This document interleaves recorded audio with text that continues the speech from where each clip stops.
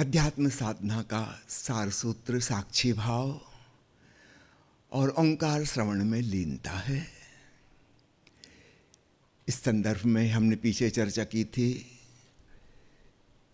7 विभिन्न द्वारों से हम इस मंदिर में प्रवेश कर सकते हैं जो हमारे भीतर ही मौजूद है। ओशो की एक किताब का शीर्षक है समाधि के 7 द्वार। पहला द्वार कर्मयोग है, अपनी क्रियाओं के प्रति साक्षी हों और अंततः निष्क्रिय जागरूकता में डूब जाएं, साक्षी हो जाएं। दूसरा द्वार है तंत्र की साधना, सेकंड डोर। अपनी इंद्रियों की संवेदनशीलता को बढ़ाएं, धीरे धीरे केवल बाहर के जगत के ही नहीं, अपने भीतर के जगत के समाचार भी हमें मिलने लगे। अंततः बाहर का जगत विस्मृत हो जाए और भीतर स्वयं का होना स्मरण में आ जाए।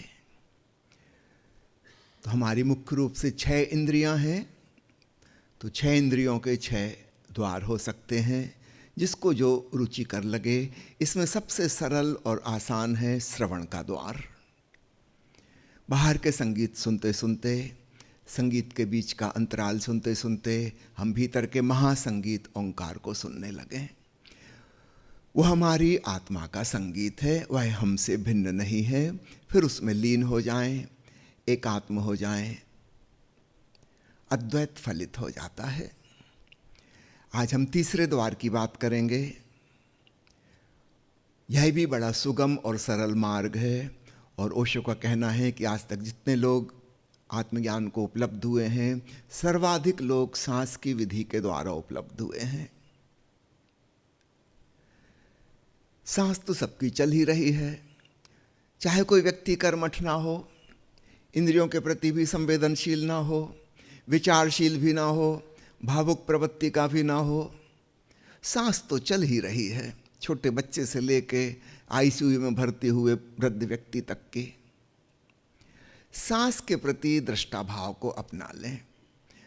हवा भीतर जा रही है, बाहर आ रही है, इसको हम होशपूर्वक निरीक्षण करें, ऑब्जर्वेशन।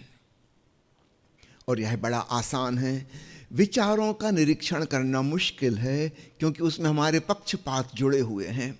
हमारे मन में पहले से ही धारणा है, ये विचार ठीक है, ये विचार गलत है, ये नैतिक है, ये अनैतिक है, ये शुभ है, अशुभ है, होना चाहिए, नहीं होना चाहिए, कहाँ से आ गया, क्यों आ गया, निकाल बाहर करो इसे। हम उसमें इन्वॉल्व हो जाते हैं, उसके साक्षी नहीं रह पाते। साक्षी का मतलब है दूर खड़े हुए तटस्थ होकर देख रहे। कोर्ट में, कचहरी में इस शब्द का उपयोग किया जाता है कि विटनेस, यह व्यक्ति गवाह है, साक्ष्य है। ये अपने ऊपर की मंजिल पर बैठा खिड़की से देख रहा था, रास्ते पे एक आदमी ने दूसरे को छुरा मार दिया, उसकी हत्या कर दी। ये न किसी के पक्ष में है न विपक्ष में है, ये इन दोनों को जानता भी नहीं था। इसलिए इसके साक्ष्य को, इसकी गवाही को न्यायाधीश मूल्य देगा। ये तो ऊपर से बैठा देख रहा था, अचानक उसने ये घटना देखी। ये जो बताएगा उसके सत्य होने की संभावना ज़्यादा है। ये किसी के पक्ष विपक्ष में नहीं है, ये उनको जानता भी नहीं था कौन है, क्या हो रहा है। अचानक एक घटना घटी। तो साक्षी का मतलब है जो निष्पक्ष है। यदि हमारा ऑलरेडी पक्षपात है, हम किसी के फेवर में हैं, किसी के अगेंस्ट में हैं, तो फिर हम साक्षी नहीं हो सकते। और हम जो ऑब्जर्व करेंगे वो सही वही नहीं होगा जैसा कि तथ्य है, जैसा कि सत्य है। हम अपनी धारणाओं के मुताबिक चीज़ों को बदल के देखेंगे। इसलिए विचारों के साक्षी होना कठिन है। पक्षपात ऑलरेडी हमारे मन में मौजूद है। ठीक वही बात भावनाओं के बारे में, हमने पहले ही से लेवल लगा रखा है कि ये भावनाएं सद्भावनाएं हैं, ये भावनाएं दुर्भावनाएं हैं। निर्णायक हम पहले ही बन चुके, जज हम बन चुके हैं। अब हम गवाह नहीं हो सकते, हमने तो जजमेंट पहले ही कर लिया, क्या ठीक क्या गलत। और गलत को हम हटाना और मिटाना चाह रहे हैं और सही को हम लाना चाह रहे हैं, बुलाना चाह रहे हैं। हम ठीक ठीक अवलोकन करता, एक सही निरीक्षक नहीं हो सकते। लेकिन सांस के साथ हमारी ऐसी कोई धारणा जुड़ी हुई नहीं है। परिवार वालों की, शिक्षा प्रणाली की, समाज वालों की बड़ी कृपा है कि उन्होंने सांस के साथ अच्छा और बुरा नहीं जोड़ दिया कि भीतर जाती सांस अच्छी है, खबरदार जो बाहर निकाली वो ठीक नहीं होती, पाप है सांस छोड़ना। ऐसी कोई धारणा बैठ गई होती हमारे मन में, हम उसमें फिर उलझ जाते, हम ठीक से ऑब्जर्वेशन नहीं कर सकते थे। तो बड़ी कृपा है धर्म गुरुओं की, उन्होंने सांस के साथ कुछ पाप पुण्य नहीं जोड़ दिया, हम चुपचाप देख सकते हैं। सांस अपने आप आ रही है, जा रही है। एक और मजे की बात है कि हमारा उस पर विशेष कोई नियंत्रण नहीं है। हम बिल्कुल उसके प्रति मूर्छित रहें तो भी वह अपने आप चलती रहती है। यहां तक कि जब हम सपने देख रहे हैं तब भी चलती रहती है, और जब गहरी सुषुप्ति में पहुंच गए, ड्रीमलेस स्लीप, तब भी चलती रहती है। कोमा में चले गए किसी बीमारी में कि सर्जरी करते हुए डॉक्टर ने एनेस्थीसिया दे दिया, तब भी सांस चलती रहती है। हमारी जानकारी की, हमारे ज्ञान की, हमारे इंटरफियरेंस की कोई ज़रूरत नहीं है। हमारे शरीर में जो जो महत्वपूर्ण क्रियाकलाप हैं वो प्रकृति ने अपने कंट्रोल में रखे हैं।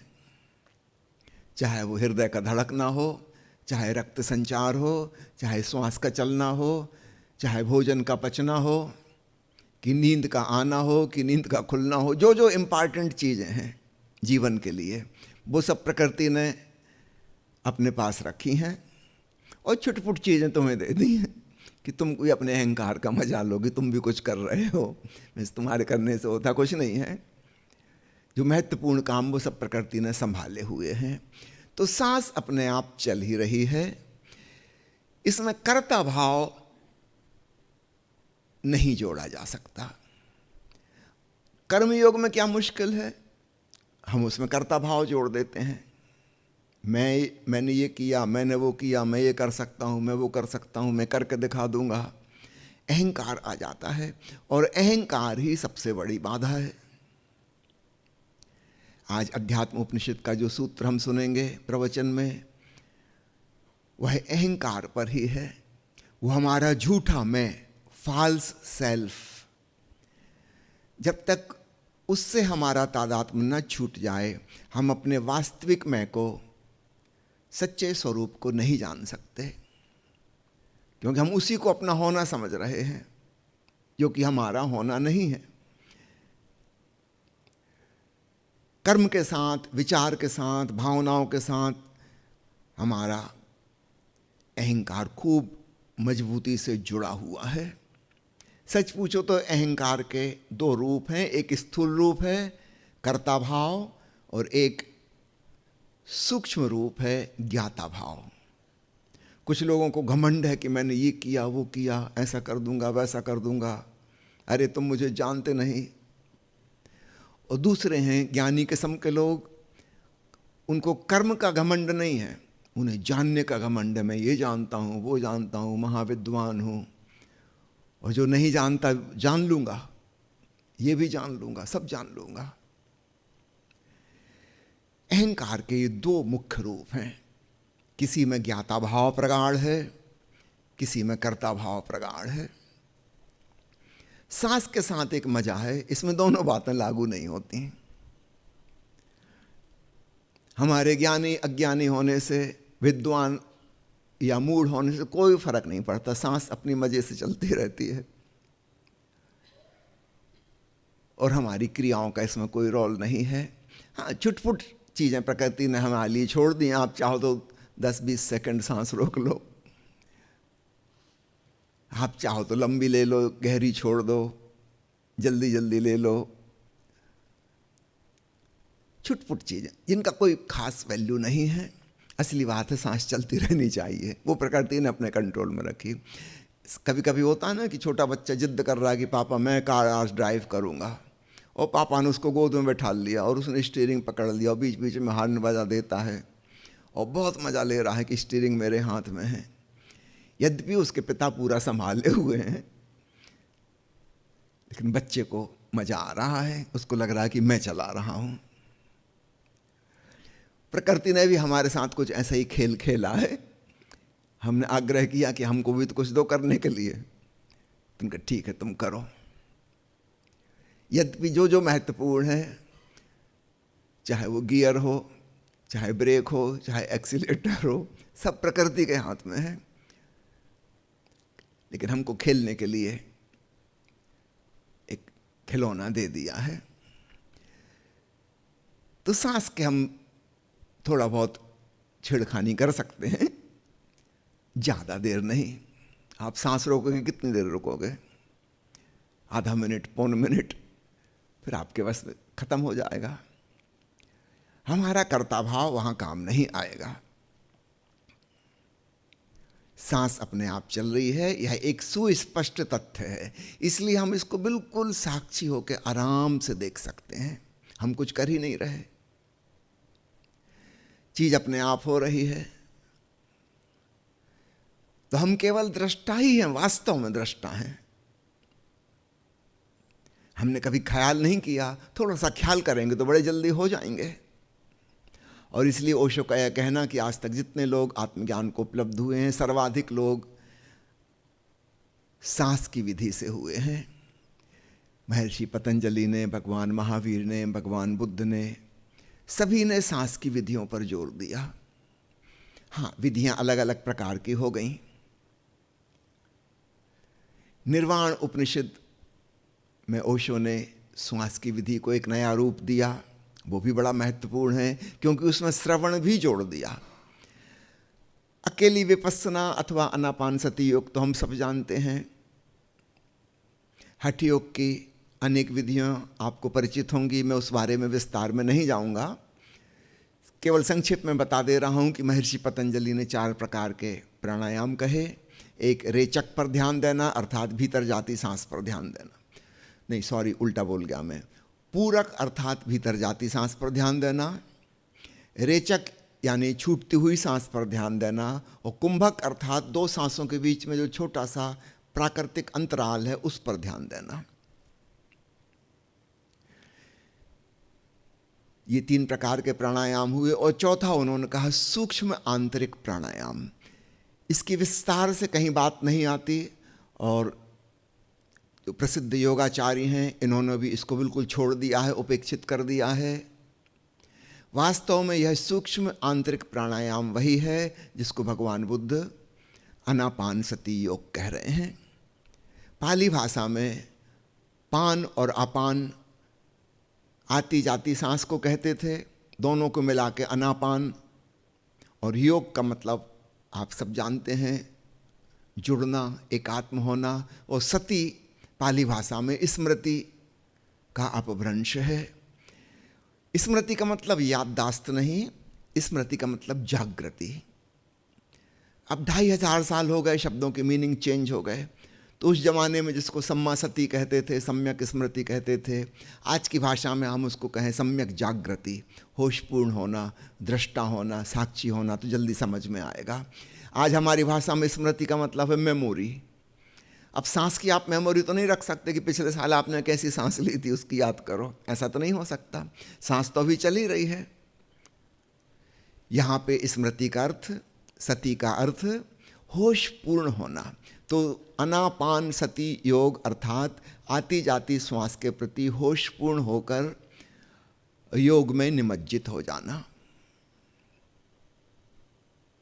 विपस्सना का अर्थ वही है, पलट कर देखना।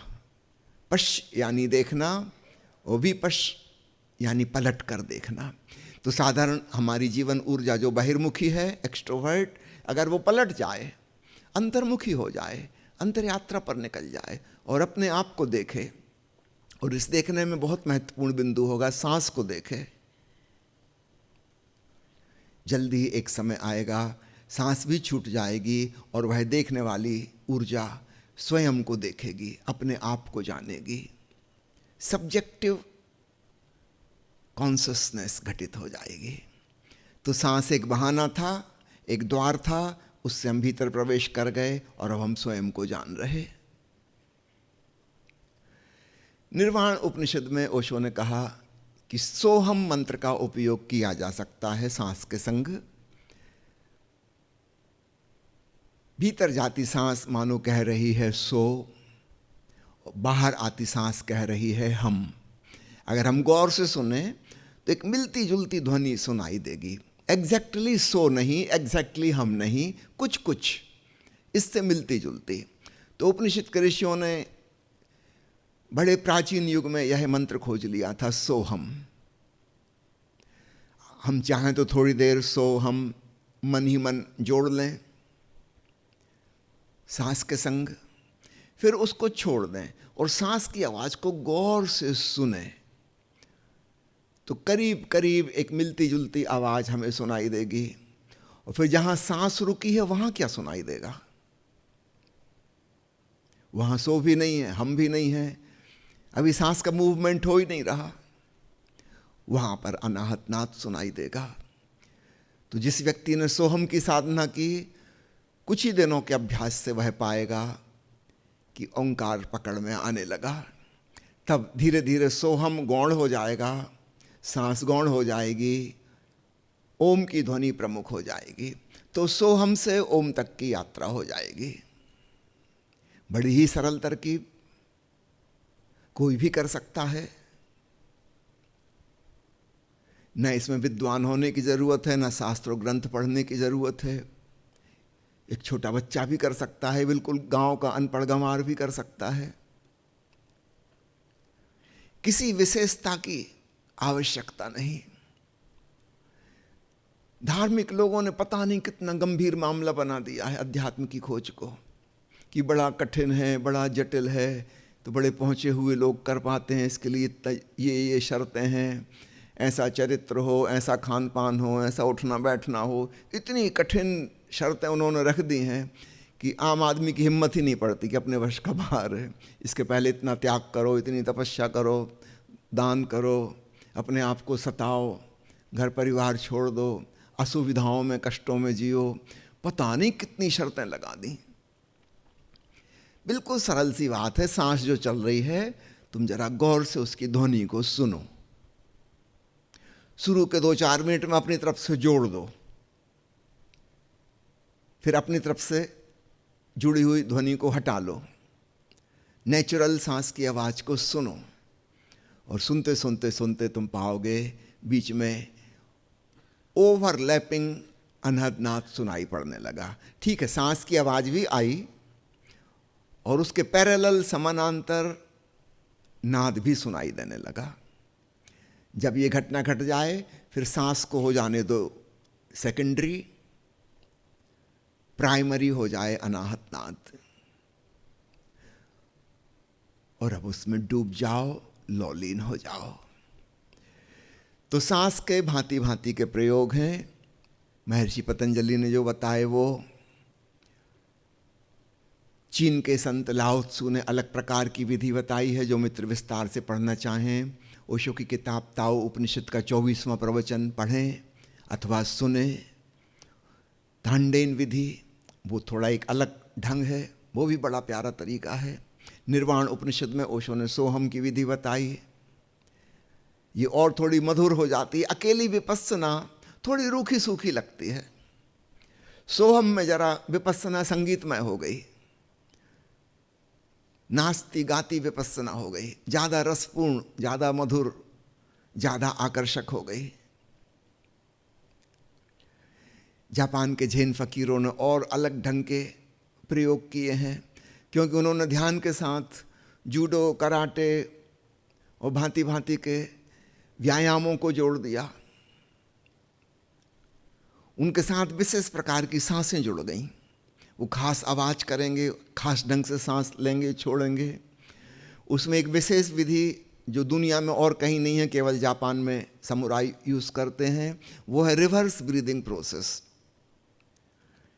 नॉर्मली जब हम सांस लेते हैं तो पेट सीना फूलते हैं, सांस छोड़ने में पिचकते हैं, वो लोग इसका रिवर्स करते हैं। जब सांस छोड़ रहे हैं तब पेट फूले, जरा मुश्किल बात है। और जब सांस ले रहे हैं तब पेट पिचके।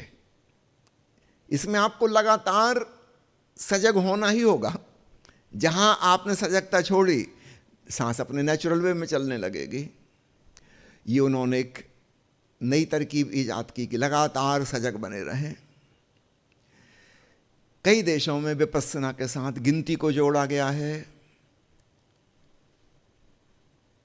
आप मन ही मन गिनती करें, हर सांस के साथ 1, 2, 3 गिनती करते चलें। 100 तक हो जाए फिर वापस रिवर्स गिनती करें। रिवर्स गिनती गिनना भी एक महत्वपूर्ण प्रयोग है जागरूक रहने के लिए। जब हम सीधी गिनती गिनते हैं, हमारा मन उसका आदी है, उसमें हम बेहोश भी हो सकते हैं और गिनती चलती जाएगी। आपने बैंक में देखे होंगे, बैंक के क्लर्क नोट गिनते रहते हैं, वो बातचीत भी करते रहते हैं, दूसरा काम भी कर रहे हैं, फ़ोन पे जवाब भी दे रहे हैं, उनकी उंगलियां चल रही हैं, नोट गिन रहे हैं। उसमें कोई भूल चूक उनसे नहीं होती, वो एक रूटीन बन गया है, मैकेनिकल हैबिट हो गई है। तो सीधी गिनती करना हमारी मैकेनिकल हैबिट है।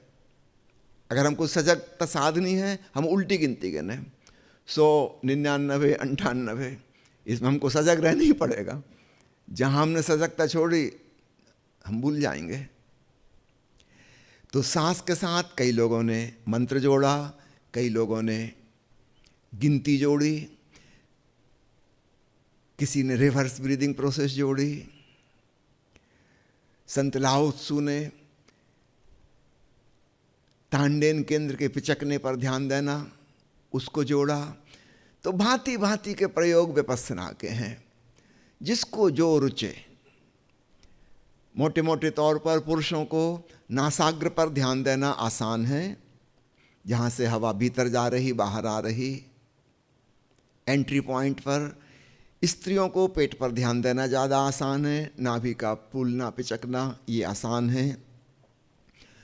श्वास के इस पथ पर और भी कोई बिंदु हो सकते हैं जहाँ आपको आसान लगे, हमेशा उसको चुनिए जो आसान है। अहंकार को कठिन में रस होता है, आध्यात्मिक साधक को सरल में रस होता है।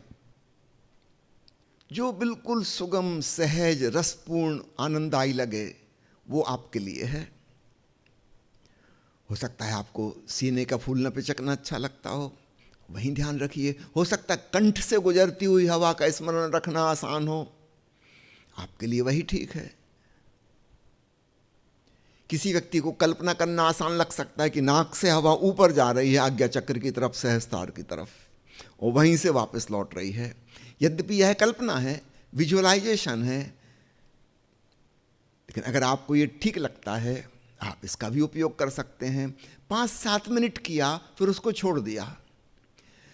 कुछ लोग जिनके भीतर कल्पना शक्ति ज़्यादा है, वे किसी रंग का भाव कर सकते हैं। समझो आपकी पसंद का रंग है, मानो बैगनी रंग, आप भाव करें कि बैगनी रंग की हवा नाक से भीतर जा रही है, ऊपर सहस्त्रार की तरफ गई, वो वापस लौट रही है। आप और ज़्यादा कल्पनाशील हैं, आप भाव कर लीजिए लौटती हवा का रंग लाल है। आपको लगातार सजग रहना होगा, भीतर जाती हवा बैगनी रंग की है, बाहर जाती हवा लाल रंग की है। आप अपने मन से कोई नई चीज खोज सकते हैं जिसमें आपकी रुचि हो। चलते चलते प्रयोग कर सकते हैं।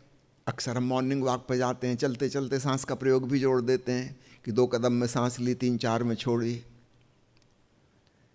गहरी सांस जाएगी, चलने में थकेंगे भी नहीं, ज़्यादा ऑक्सीजन भीतर जा रही है, एक रिदम बन गई। जब धीरे धीरे चल रहे हैं तो आप धीमी सांस कर सकते हैं, 4 कदम में ली, 5, 6, 7, 8 में छोड़ी, ज़्यादा ताकत चलने में लग नहीं रही। फास्ट चल रहे हैं और तेज कर सकते हैं, 1 कदम में लें, दूसरे में छोड़ें, 1 2 1 2 लें छोड़ें, लें छोड़ें। कभी आपको सीढ़ी चढ़ना है, 4 मंजिल मकान है, लिफ्ट नहीं है, थकने की कोई ज़रूरत नहीं, आप हर सीढ़ी पर एक सांस छोड़िए, आप 4 मंजिल बिल्कुल ऐसे चढ़ जाएंगे, आपको पता ही नहीं चलेगा, क्योंकि काफ़ी ऑक्सीजन भीतर जा रही है, कोई थकावट नहीं होगी। तो आप स्वयं भी अपने तरीके से कोई विधि खोज सकते हैं। बस यही याद रखिए, आपके लिए वह सरल हो, सुगम हो, अहंकार को कठिन में रसाता, वो बताना चाहता दूसरों को, देखा मैंने ये करके दिखा दिया, कोई नहीं कर सकता ऐसा। आप ऐसी काम करना जिसमें कुछ दिखाने लायक ना हो, कभी आपका अहंकार उससे पुष्ट नहीं होगा।